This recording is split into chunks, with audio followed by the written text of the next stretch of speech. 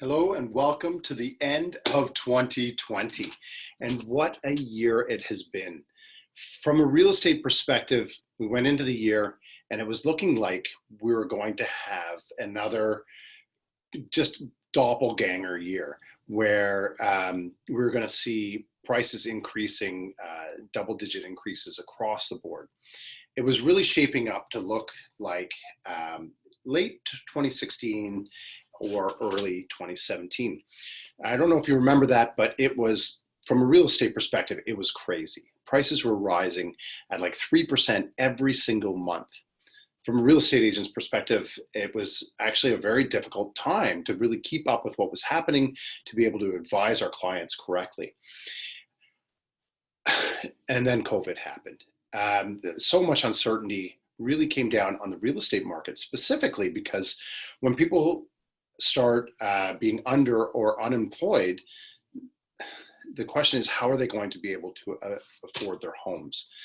And this is still something that is very, very real in our city now, is that we're going into we are now in another lockdown, and businesses are closed, and people's employment has become even more precarious than it was before. And so it would stand to reason that the real estate market would be similarly affected, that there would be a major slowdown, or even that the prices would fall. We have not seen that. It's actually, it's almost like it seems like it's business as usual with every asset class, with the exception of condos.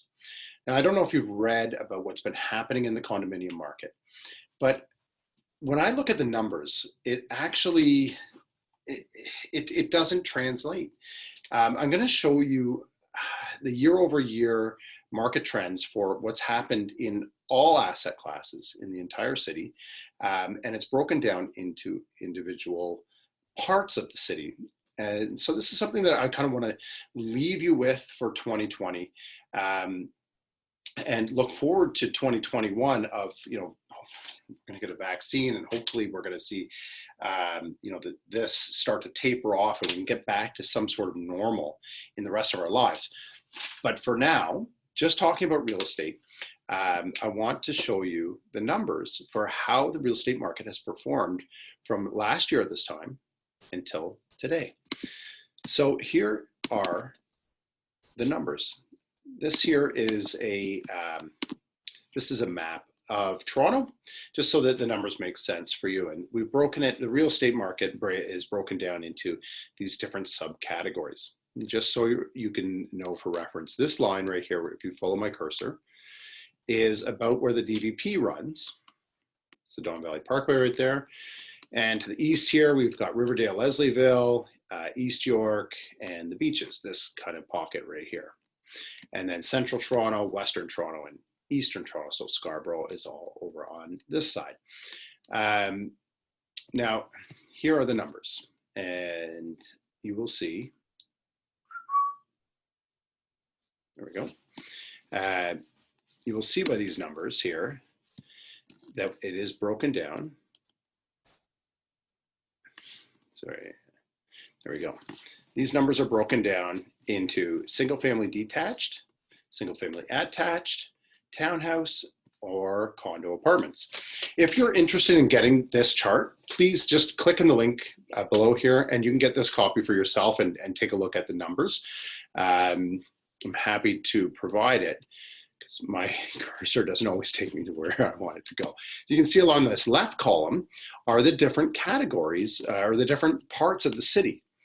And then you've got your year over year percentage change. So this is what I'm going to focus on right now. You can see that composite is all of these assets kind of combined together for an average.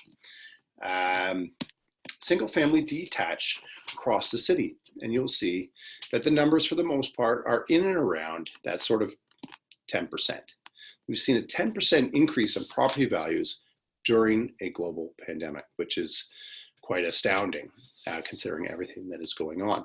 Single family attached, townhouses, and then finally, the topic that we're going to be talking about here are condo apartments. This is something that there's a lot of, there has been a lot of talk about these assets being very, very devalued. And the numbers just don't show that. In the worst case scenario, we're seeing a 5% drop, and that's specifically these areas that have been negatively impacted are the areas that are central to what I'm finding, universities. So if you have students that are coming into the city and they're renting so that they can go to school at U of T or Ryerson or something like that, these rental units are not being filled. And if they're not being filled, then there's no income for the owners, and the owners may be or likely are put into a situation where they have to sell. So the good news is that condos are selling, but they are selling more slowly, and they're not selling for the crazy prices that they were, at this time last year. In some cases, though, you can see like 19% increase in W04. So all the way out in the West End, we're seeing price increases that are pretty substantial. But for the most part, they're sitting in the single digits. Okay, so they're still increasing, but they're not increasing at that same sort of astronomical rate that they were before. The growth has slowed. If you want to take a closer look at this, please do, and I'd be happy to break it down and have a chat with you about your specific asset and how it's behaving. If you own a condo, either for yourself that you're currently living in, or as a income property, there are ways to put tenants in if you are currently vacant, and there are ways to sell the asset if you need to. But my advice is, if you own a condo and you don't have to sell right now, it's probably best that you continue to hold on to the asset for as long as you can, because I do see greener pastures ahead where people will start buying condos again and they will become a popular asset class. Again, like I said, if you want this chart, just click the link below and it's yours to keep. I'll just stop sharing here so you can see my lovely face, and I can sign off and say, I wish everybody a very happy new year. I'm excited to interact with everybody in 2021, even if it's just to say hello. I'm always happy to just chat, and if real estate comes up and you want to know anything specific, I'm of course always happy to chat about that as well. So happy new year, and we'll see you in 2021.